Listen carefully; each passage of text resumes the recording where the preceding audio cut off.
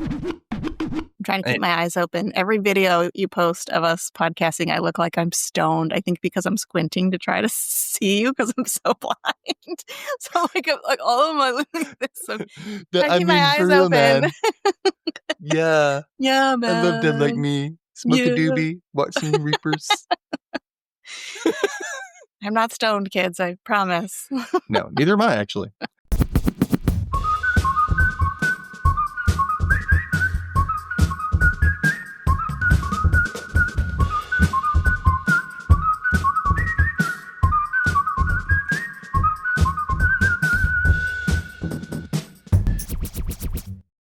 Hello and welcome to the Rewatch Recap, where we recap shows for nostalgia and pure amusement. I am Dustin, and with me, as always, for Dead Like Me is F, my work life host. I had to say the F, I don't know why, but K. Hi. Hi. Yeah, we're on season 2 of Dead Like Me. If you haven't noticed, if you failed to look at the title, I don't know why I'm talking. You just randomly came across this. Hey, just pick what one. Am I there, listening boom, right to? there. You're on Dead Like Me season 2. Yeah, and we're on episode 8 called "The Escape Artist," and this originally aired on September 12th, 2004. So we're really kind of lining up with the dates that these are coming out. It's getting really close. We're just a little we're ahead as far as when these are aired, but right about when we're recording is about when it's really close. Not far off. Yeah. Anyway, kids, so we are going to, recap this episode for you, and it's going to be Kay who's doing it this time. I hope she's ready. You good? I'm ready. I even did it previously on. Oh, so okay. Well, I wrote one just in case, but you do it. I want to hear you do it. Okay. Here we go with episode 8.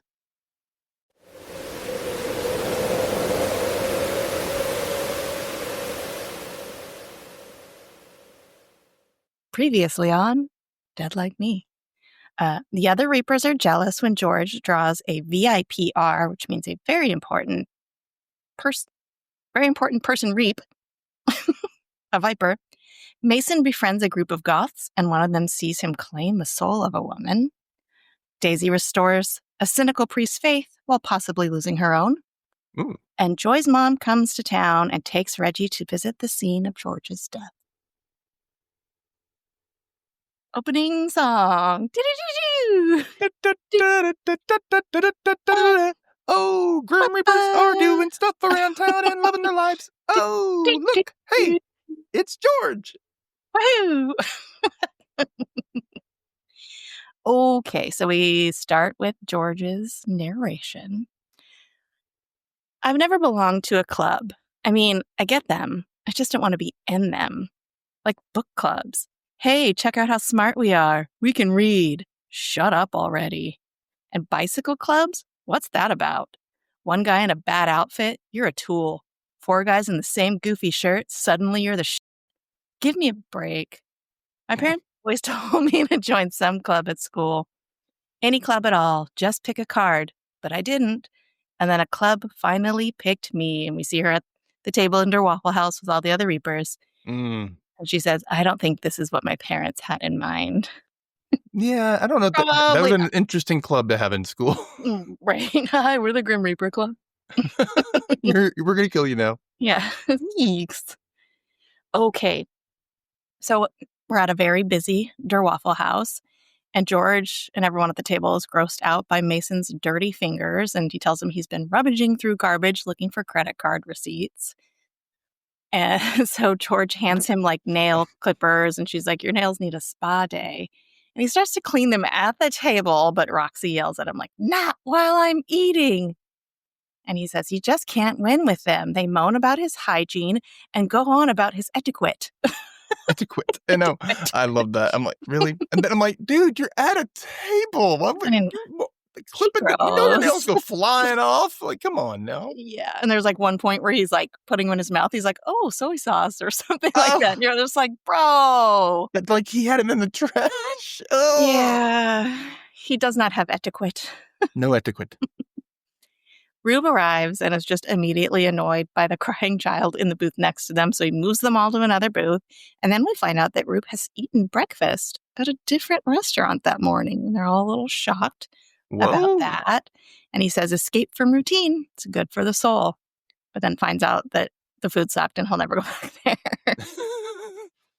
So the assignments for the day are handed out, and Roxy and Mason each got a first class ticket to Cancun, with a post-it on each one, of course. And Mason starts to freak out that, the plane's going to go down and I can't swim.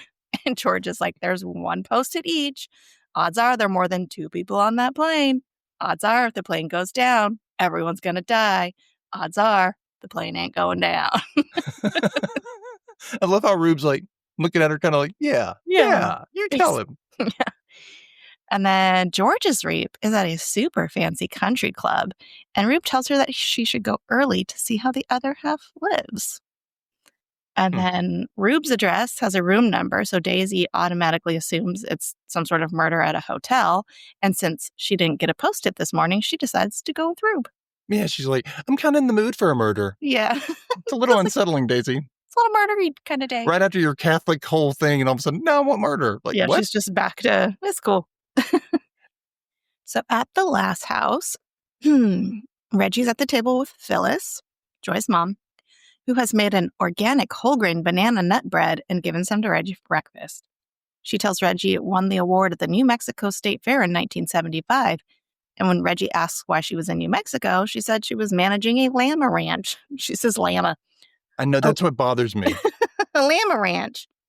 A llama ranch. And Reggie's like, Mom never told me she lived on a llama ranch. And just then Joy walks in. It's like, that's because Mom never did. Your mom was in the 7th grade while her mom was 800 miles away spreading her wings. So we're getting a little bit more into what Phyllis is like. Yeah, and you can understand why Joy is very bitter about this. Yeah, and we find out more and more as the episode goes on. And it's like, so much makes sense now. Mm-hmm.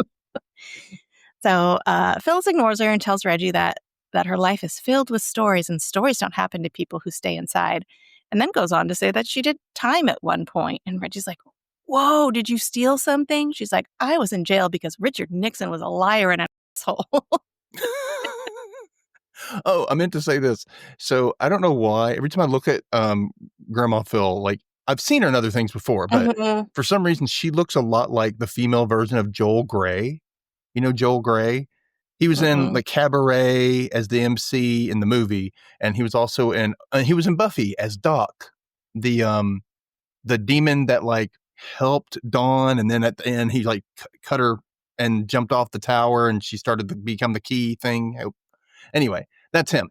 So yeah, and they look a lot alike. That they could be brother and sister kind of thing. I feel like this lady was in a Buffy too. She might have been. And maybe even in My So-Called Life. That was the era. I need to look it up. I'll look her up later. Yeah. Joy tells Reggie to go get ready for school and says to Phyllis, I can't listen to you tell story after story about your selfishness and then call it a life philosophy. And she says, I was a concerned American citizen. I wanted the White House to hear my voice. And Joy says, I was 11. I wanted a ride home from school. And her mom's like, so tell me, Joy, did you get a ride home from school that day? Like, Mom, come on. I mean, I don't like when people do that. I don't care if it's your mom or not, but like, yeah, I got home. Right. That's but I shouldn't have had to like look for a ride. You were supposed to be, like, yeah. I hate that crap. You were not being a mom. I'm the kid. I'm not the one who, should be taking responsibility for that. Yeah. But they continue to argue about how Phyllis was constantly off on adventures instead of being a mom. And she's like, I invited you to Italy. You said no. And she was like, Mother, you don't invite a 4th grader to Italy. You either take them or you don't. Make a choice. Yes, thank you. That's true. That's true.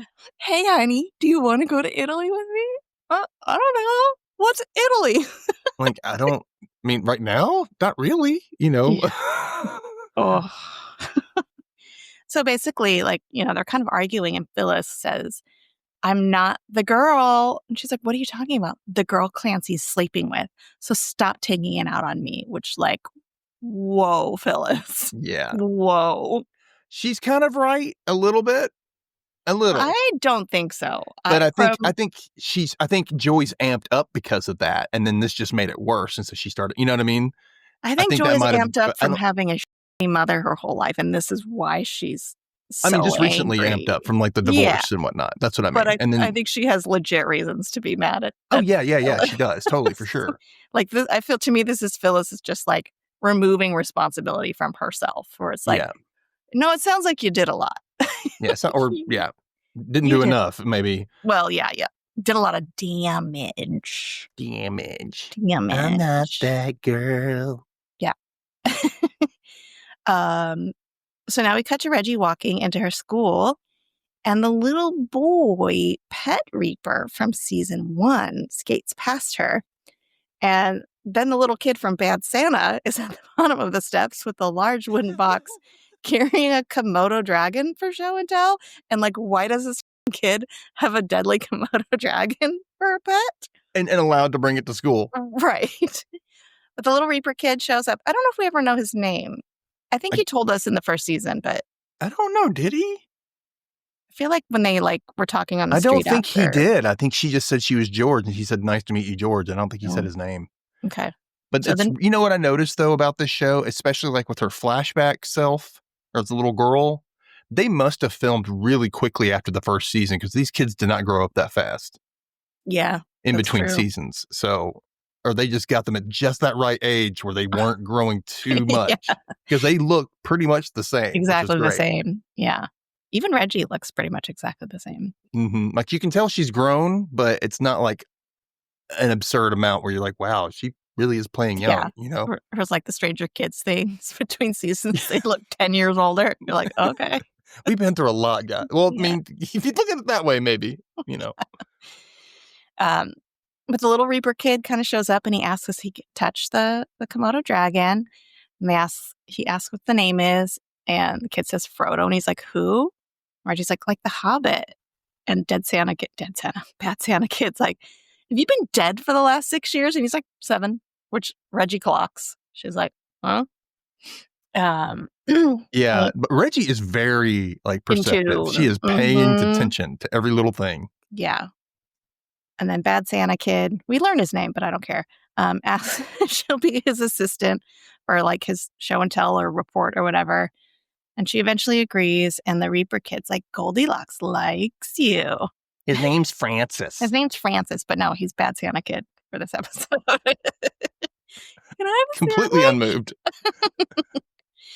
Now we see George at the country club.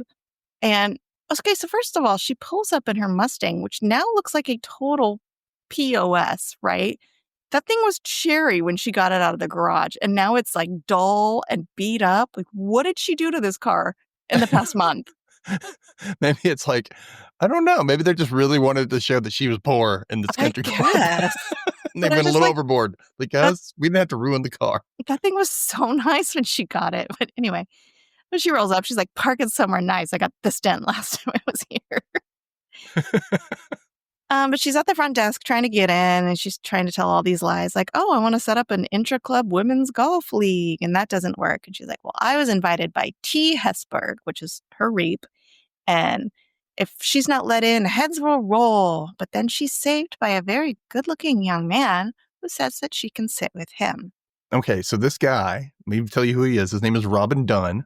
Mm-hmm. And I first saw him on Dawson's Creek, another Dawson's Creeker.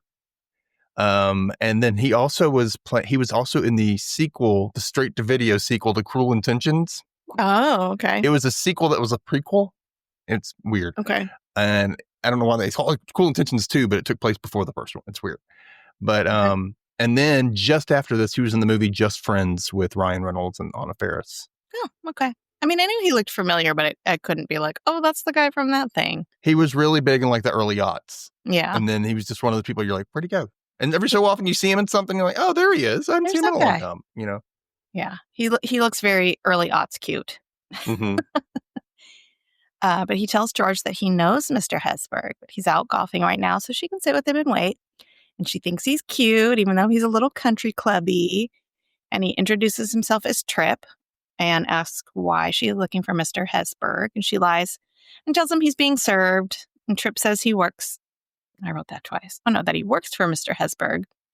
And they have this cute little, like, flirty banter back and forth where it's like, okay, George, go you. You're not being awkward and weird. Good job. Yeah. And then she's like really rolling with it. You're like, Yeah. oh. hello. They like instantly just vibed. He's got really nice eyes, you know, and he has a good voice, and you're kind of like, you're kind of fun. I like you. You're I can talk to you. rich.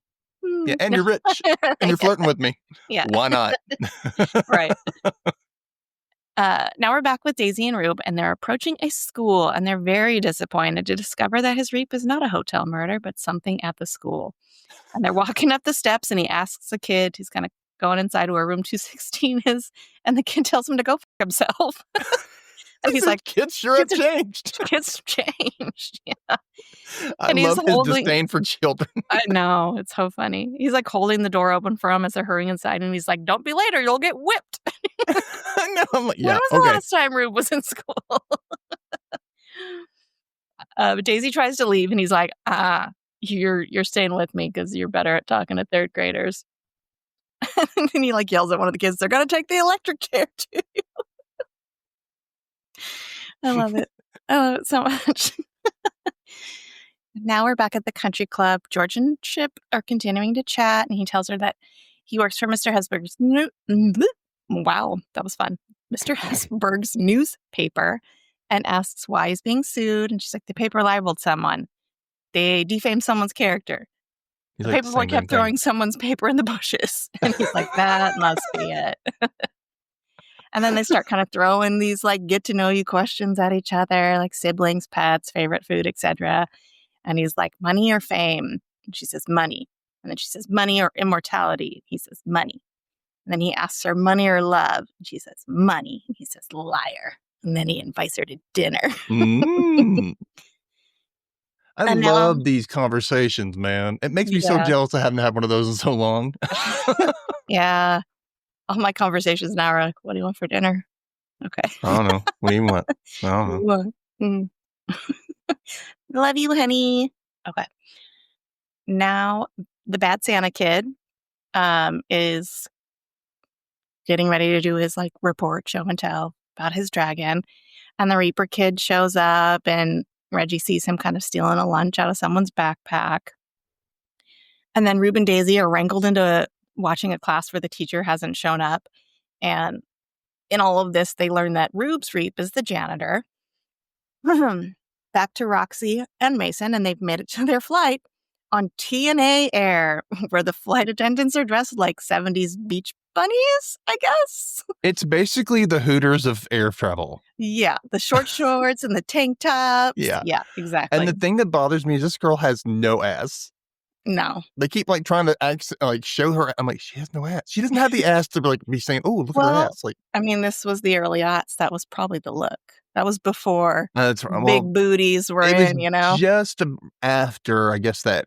What do they call it? Heroin chic. That the waif they're all look. like skinny and bony. Yeah. The Kate Moss look. Yeah. They're offered cocktails, but Roxy declines and tells Mason to do his reap first and then to get drunk. But he counters that he's a high-functioning drunk and that he's going to join the Mile High Club today. And Roxy's like, you've never had sex on a plane before? And he's like, oh, is that what that means? And she's like, what did you think it meant? Never mind. I guess he thought it meant you actually just get high on a plane. Yeah, probably. Yeah. So he tells her that he's really nervous, that he's never been on a plane before. Then how did he get to America? A boat? A boat in the 60s? Maybe. They took boats still back then. I know, but it seems like even in the 60s, air travel was more. But maybe he arrived on a boat. I mean... Or maybe he just has a fake British accent and he's actually American. Ooh. Well, no, because maybe he was raised by British people and he's actually American. Yeah, but no, because he saw that band record, which I guess we're assuming is in England because the band guy was also and he had the British flag on his ass. And probably the underwear he never changes. Oh, he probably wears that every day. Yeah, probably. Ooh. But she's like, well, congratulations, baby. Drink up, buckle up, and don't get up. Mm-hmm. Back in the classroom, Rube is playing teacher and he's having the kids like draw pictures. But Daisy tells him like this is his chance to impact young people's lives and he should try to teach them something. And then a little girl approaches Daisy and she asks about like, I guess her lip liner. And Daisy gives her some lip liner tips. And then she goes over to Rube and she's like, hi. He says, hi yourself. What are you going to teach us? Discipline. Return to your seat. This little girl, her name is Jessie. This little girl's an idiot. Yeah, we'll get into we that. come to find out, but damn. We'll get into poor Jesse's. Jesse's bless her heart. She's going to need her looks. That's what we're saying. Bless her little heart. Good thing she has Daisy to mentor her. Yeah. So he tells the class to stop drawing and to look at the 4 pictures that are hung above the chalkboard. And there's a bat, a beaver, a tiger, and a whale. And he asks them what they all have in common. And lip liner girl Jessie raises her hand, says, they can all swim? And he's like, bats don't swim. Anyone else? The same girl, they all eat meat. Beavers eat plants. Anyone else? Anyone who might get into college? State school. And people start shooting their hands. Yeah. And then one shy little girl raises her hand and she's like, they all die. And Rube's like, what's your name? I like you. Future Reaper. But then he's like, scares all the kids. And he's like, yes, everything and everyone dies. They all look horrified. Daisy like gives him a look and he's like, just kidding. They're all mammals. And asks the class what characteristics mammals all share. And then Jessie, I don't know if she raises her hand, but she just says, they can all fly. And he's like, Jesus, Jessie, work with Daisy on your lip gloss. No, that's what I said. She's going to need her looks. She ain't going to wear it. Okay. She's like asking random, they can do these. Like, think about it, Jessie. Don't just spout out things. I mean, she just wants to like be part of the conversation. I just want to be noticed. Look at me. That's why Daisy tells him, like, kids actually like him. And he's like, I know, it's baffling, isn't it? Back at the last house, Joy is sitting there at a desk paying bills. Her mom picks up a water bill and says it's very high and starts to lecture her about how not to flush every time they go to the bathroom. And Joy is super annoyed. And her mom says, you're all straight lines and right angles, Joy. If you don't loosen up, you're never going to hold another penis again. And Joy just storms off. And I'm never going to hold another penis again. Really, really starting to dislike Phyllis. I loved her the last episode. And now I'm like, I kind of hate you.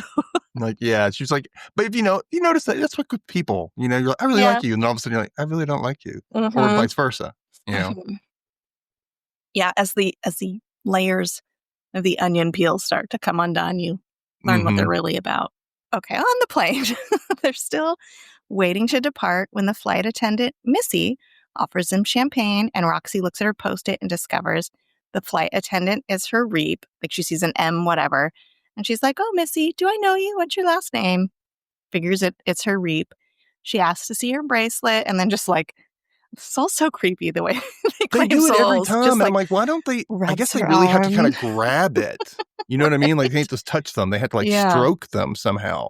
Yeah, because I guess if they just touch somebody, like, they'd be taking souls all the time. So they kind of have to do a thing where they like, yeah. But like, no one, people kind of go, what's that? And then they let it go. I would have been like, why are you touching me like that? You did not ask for permission to touch me that way. Can you just let go of my arm? Thanks. Yeah, thanks.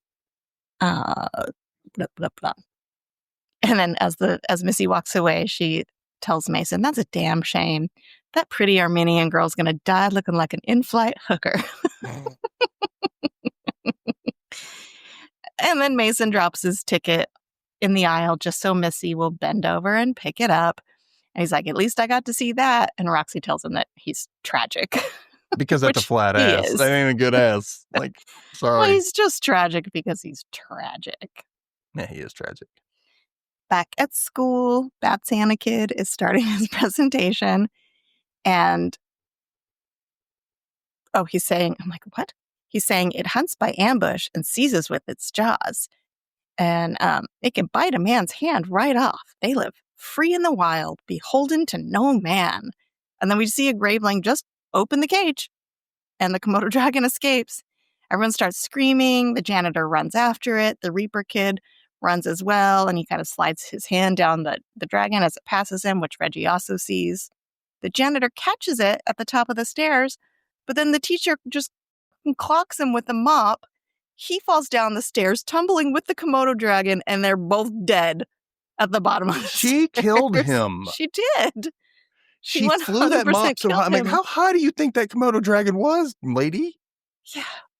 And like, yeah. So she murders him and the dragon. And then his soul is standing at the top of the stairs with Rube. And he's like, oh, did I kill something endangered? Rube's like, you did. It's like, I'm a member of the Sierra Club. And he's like, Rube's like, well, it wasn't self-defense. And of course, Daisy's like, well, it's not like it was something cute, like a baby seal. I mean, but still, like, first of all, why didn't we see the soul of the damn Komodo dragon? They'd probably go somewhere else. I don't know. I mean, you would think that they're going to have a soul or something. He took it. Yeah. So, Maybe he's with the kid. or maybe they do actually just take it then instead of it just kind of being held back. I think that's what it's kind of held back. Like it's there in the body, but it's not. I don't know. I don't understand it. Like they take the soul, but the person's still in there before they die. So it's like, yeah, that part I don't get. That's why I'm like, where's the cutoff? Is it like they took the soul to where the soul's asleep? Maybe it's kind of what it is. It's kind of like but then how's their body still going on without a soul for however long between that and we're not supposed to think of these things. See, these are the questions that we ask, guys. Yep, I short-circuited. Back on the plane, a newlywed couple. Ugh, a very annoying newlywed couple sits across from Mason and Roxy, and he's like, that looks promising because newlyweds are accident prone. And then back out the plane. Really? I didn't know this. That's news. Maybe that's a statistic we don't know. Right. Outside of the school, Reggie chases after the Reaper kid and asks why he touched the dragon, and tells her he's a dragon slayer and to go away. But she offers him some chocolate milk. They share some chocolate milk, and he asks if she'll be in trouble for missing school. And she's like, won't you? But he's like, I don't have to go to school. I'm a dragon slayer. And he starts to leave, but she's like, do you know a girl named George? Like, she knows, man. She knows. I was like, oh. And then what does he say? I forgot what he says. He's like, was she killed by a toilet seat? Yeah, I've heard of her. Yeah, I've heard of her. I like how he said that instead of I've met her. Yeah. Because it still keeps that mystery about it, because he could have given away, but he's a Reaper as well, so he knows he can't. Yeah. So now we're at the country club, and George and Trip are playing poker, but she's still kind of looking around for Mr. Hesburgh. He tells her he'll point him out, and he comes in, and they continue their poker hand, and they're flirting, and George is thinking to herself how cute Trip is. When a waiter comes up and asks how they're doing, they say something about the golf course, blah, blah, blah, blah. It's all very proper and boring. And she says, for somebody who hates country club life, he seems pretty comfortable with it. But he says he hates it. There's absolutely no surprises. He hears the same nonsense every time he walks in. Isn't that a lovely dress? Man, the 14th just ate me up today. Another Bombay martini, sir? It's like, everything everyone's going to do before they do it. And just then, George just leans over and plants a kiss on him. Like, except for that. Something got into her. Like, I know. She likes her some Trip. I know. She's tripping. She's tripping. George be tripping. She is, literally. But what was it like? There was something like, there's a line. She says something like, there's, enough with the lovelies. Talk like men. Lovely. That'd be lovely. That'd be lovely. Sorry. Oh, yeah. Lovely. Yeah. All right. TNA Air is still on the tarmac waiting to take off. Mason steals a bunch of little alcohol bottles off the cart, and the annoying newlyweds the newlywed woman is practicing her new married name, Mrs. Tanya Diller, Mrs. Bernard Diller. Missy offers them some peanuts, but she freaks out. No, get those peanuts far away from my baby. He's totally allergic. And then they start making out furiously while Bernard is checking out the flight attendants. So he's like kissing her and like looking at the flight attendants. He's so gross. Like you just got married literally and you're going on your honeymoon and you're not even on the honeymoon yet. And you're already like, I want to sleep with other people. Yeah, this guy sucks. Mason realizes Bernard is his Reap. And Roxy's like, good, because I can't stand watching that tonsil hockey all the way to Cancun. But Mason's like, I can, because he's a total freaking creeper. And now back at the country club, George orders more champagne. And he ends up telling her that he writes the obits for the paper. Mm-hmm. And she says she reads the obits. And he's like, well, we have that in common then. Death fixated. And he says, no way. Death celebrate life, a life so well lived that it needs to be written about. And she tells him that she really likes him, and they kiss again. And then another waiter comes up and says, anything else, Mr. Hesberg? And she's like, fudge. Trip Hesberg, T. Hesberg. She freaks out, runs out of the building. He's chasing her, telling her to stop. He said he was messing with her in the beginning, but that he really likes her and like she just wants to get away, but no, she still has to do her job. And she's about to claim his soul when a man walks up and says, as I live and breathe, Thomas Hesberg III. And Trip replies, hey, Dad. And it turns out there's a long line of Thomas Hesbergs. And if Trip is the third, that would make his dad T. Hesberg Jr., which is exactly what is written on her Post-it. So she was about to claim the soul of the wrong man. Could you, I mean, I'm sure it's happened before. Sure. But then what happens? Like, if they claim the soul of the wrong person, are they able to die? I don't know. Well, yeah, because remember in the first episode, Rube was with that little girl that her soul's going to grow old and wither and die inside her body. Yeah, if they don't past take its expiration date, basically. Yeah. So maybe that's why they can grab the soul, because the soul's so close to the expiration date. But Roxy also pulled the soul out of that man in that one episode. That's true. Oh, that's true. Crap. So I don't know. Like, would they die somehow that was out of order because now they don't have a soul? Or I don't know. See, all these questions. Okay. So, they're talking, blah, blah, blah. She claims the dad's soul. And then there's this whole like weird mousetrap situation where an angry man throws his golf club, knocks out the golf cart driver. The golf cart is about to run into a woman. So Thomas Hesberg Jr. tries to stop it, but he gets clocked in the head by her club in the process. And then poor Trip is kneeling over his dad, like trying to revive him, begging him to say something, but he did. He did. And I was when this thing started, I was like, are they going to do just the exact same thing they did with I was going to say Stromboli. That's food. What's the thing called? With the ice. Oh, the Zamboni. Yeah. Where like the puck hit the guy and he went on the accelerator. I was like, are they just going to do the same thing with a golf cart? But it was a little different. It was close, but yeah, it's still, but the whole thing I was worried, I was like, they're watching, this guy got hit in the head and they're just like, hey, look at this. I'm like, you're not going to go help that guy. Right. Yeah. It's just poor Trip trying to revive him. So back on the plane, we hear the pilot's announcement. It's like, on behalf of TNA, I do apologize for our delay. We're experiencing some flow control because of the weather. In the meantime, please enjoy a refreshing cocktail. I know I am. I'm kidding. No, I'm not. Like, okay. Don't fly TNA Air, anybody. I mean, there's many reasons why not to fly that. Yeah. But Roxy and Mason are kind of drunk at this point, and they're like really excited because they're going to Cancun. Mm-hmm. And Missy walks past Bernard and kind of eyes him, and he follows her up to the front of the airplane. And, Mason claims his soul as he does. And then she like puts peanuts in her mouth right before kissing him, which is weird. She heard the woman. Right. Say, don't give him peanuts. And she's like, I'm going to put a peanut in my mouth. And he doesn't say anything. Yeah, it's weird. And then they go into the bathroom, lock the door. And now we jump to Phyllis picking Reggie up from school. And she's telling her about the day, the dragon, the janitor, and how she met a boy who she thinks knows George. And Phyllis kind of looks at her like, And now we jump back to the plane and Mason and Roxy. Mason asks Ross. I can't talk today. You okay? Mason asks Roxy if she likes mole sauce. And she's like, it's mole. And she's like, it's my favorite. It's made of chocolate. And he's like, cough. But then there's this big commotion. And we hear like, good peanuts. I can't breathe. And he's like, I wanted to try parasailing too. And she's like, 100 feet in the air with your balls in a sling behind a motorboat driven by two drunks named Pedro? I don't think so. And then a loud scream wakes the bride up.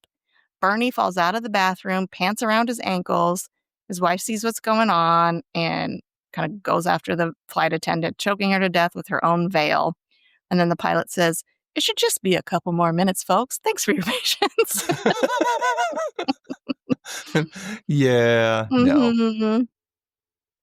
Back on the green at the country club, Trip is performing like CPR while George and the dad's soul are looking on, and he tells George that he can tell Trip really likes her and that she should go say something to him, which is just weird as he's trying to revive his dead dad. Yeah, go hit on my son. He shouldn't be caring about me Yeah. or anything. It's fine. Yeah. So she awkwardly walks up and she's like stammering and awkward, and she's like, I'm sorry. And he just kind of looks at her weird. And then her and the dad kind of promise each other that they're going to look out for Trip. And so they walk away. Yeah, here's the thing.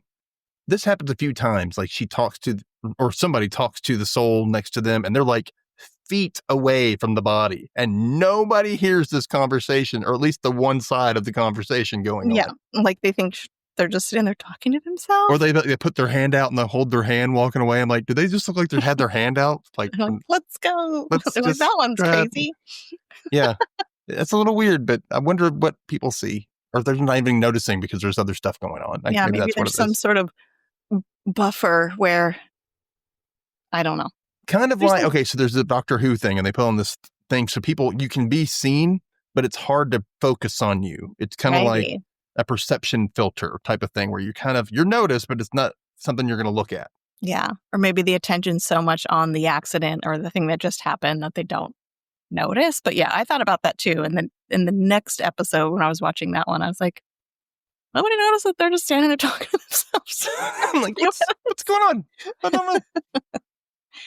All right. At the last house, Joy's making her bed when Phyllis comes in, saying that they need to deal with Reggie's issues, but that how she stopped using top and bottom sheets. I just take a big Navajo blanket, toss it over the futon, boom, bed's made. And Joy retorts, well, that's great. Next time I go camping with Tonto, I'll be sure to give that a shot. I just have a big Navajo blanket. Yeah, but Phyllis just keeps pushing about Reggie needing unconventional therapy, and how Joy's making the bed so tight, and like this whole thing just escalates and explodes into a huge fight between them. Joy's like, hey, should I call my husband and daughter and tell them where I am?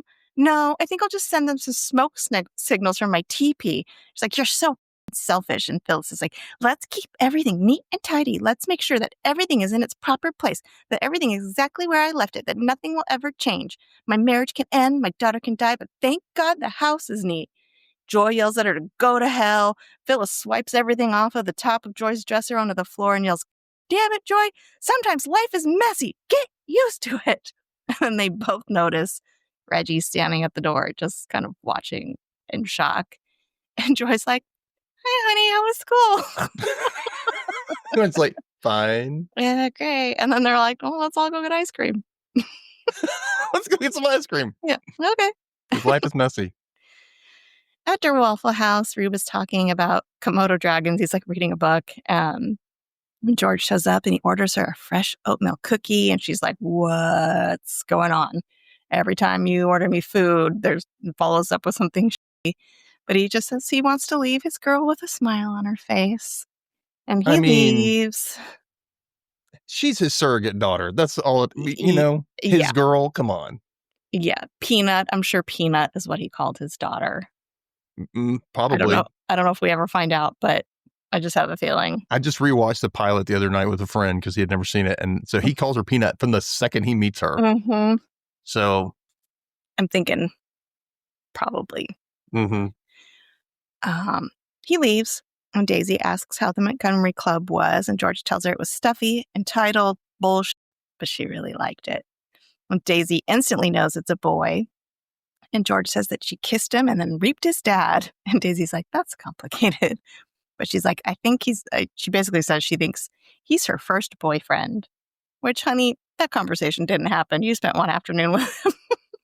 He's not your boyfriend. He's my boyfriend. Jan Brady. Yeah. He'll meet my boyfriend. Sure, his name is George. George Glass. Sure, Jan. Sure, George. Daisy tells her that it's risky, but George is like, what do I have to lose? And Daisy replies, everything. Mm. Mm. So now we cut to Reggie saying that what? Blah, blah. So Daisy was like, everything. And then we cut to Reggie saying, I bet everything. And the game of poker she's playing with Joy and Phyllis. She wins a hand, and in a little role reversal, Phyllis says she should probably go to bed, but Joy tells her that she can stay up longer if she wants. But Reggie's like, nah, I'm tired. I'll go to bed. And after she leaves, Phyllis tells Joy that she'll leave tomorrow. And Joy's like, she's excited about that. But they share a nice moment where Phyllis says, like, I worry about your daughter, both of them. And Joy says, I know. I feel like everyone knows that George is still hanging around somehow. Yeah, they know. And Mm-hmm. but I also love this whole, like, I don't mean to hurt you thing. They both they both acknowledge that they hurt each other. Yeah. And it's like, that feels like a real family, you know, right. like, because you could scream at each other and yeah. And then the next minute, like they did with the whole, you want ice cream? Yeah, let's go get ice cream. Like, okay. Like, you just get it out of your system and you move on, you know? Yeah, I get it. But my family was not that family. We held everything in and never fought, which probably isn't healthy. We held stuff in, but it wasn't, we did fight though. It was a little bit, but. We were never a screamy family. Like my brothers would fight. They'd like beat each other up because they're boys, but there were never like family screaming matches. Not like a real fight. Yeah. Right. Yeah. Anywho, we start to hear the end narration, and George says, I think that everyone wants to escape wherever they are. And we see Roxy and Mason, and they're just trashed on an empty plane, talking about their near escape and how they were really looking forward to Mexico. She continues, people don't seem really happy where they are. They're always looking for a different place, a different person, just different. Like my mom used to say, the grass is always greener. Everyone's searching for the other side. I'm already there, and I'm still looking. And we see Rube going through multiple phone books, calling numbers that are out of order. She says, no one will admit it, but people desperately want to be in clubs, especially the ones they can't join. And we see her like just standing there watching Trip on the green. She kind of like turns away and she says, I don't know what to do now that I've found the one that I want to belong to. So I went back to the only one that would have me for a member. And she's sitting alone in a booth at Der Waffle House. And she says, just because I had no one to talk to didn't mean I couldn't listen. And we see her on the payphone and she calls her house. Phyllis answers, and like George is like instantly taken back to this memory of her and Phyllis, like right after she dropped out of college, and they're sitting on a bench. And, she tells her she dropped out, and the grandma's like, pretty much good for you. Here's a frog necklace. Yeah. She tells her that the frog symbolizes new life, transformation from tadpole to young woman. And she's like, that's you. She says, you have great life in you, Georgia. Don't let that escape you. And Phyllis is still on the line and she's like, hello, who is this? And George is like, doesn't say anything. And she's like, who is this? And George is like, I think I have the wrong number, and hangs up. So even Phyllis is like, definitely. You get that? She gets that look on her face like, wait a minute. I was waiting for her to say George or something. Right. But what will she say? She can't say yes because she does. Something happens, I don't know. But yeah, what would happen? Well, I think it would stop it, right? Because remember when she tried to like go to her door and tell her mom that when it I was was her, 5, blah, blah, blah, blah, blah, and she couldn't get it out. Yeah. Yeah. The narration continues. As a little girl, I used to think my grandma was a little loony. She is. Now I get that she was really alive. If I only knew then what I know now. Join the club. End of episode.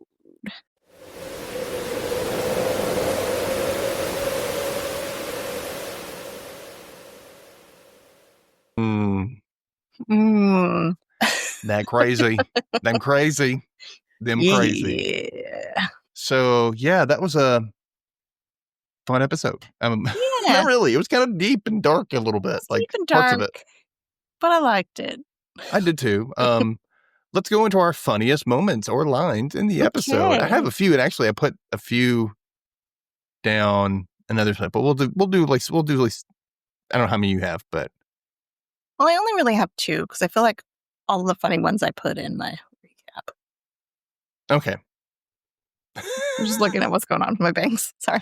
Well, it was kind of funny, like that moment where Rube's telling them about him eating somewhere else. I'm not ordering. Well, you didn't, I already ate before I came here. And George is like, where'd you eat? And he's like, Hungry Pete's down the street. Escape from routine. It's good for the soul. And she goes, how was it? Awful. Never going back. Yeah. I hate it.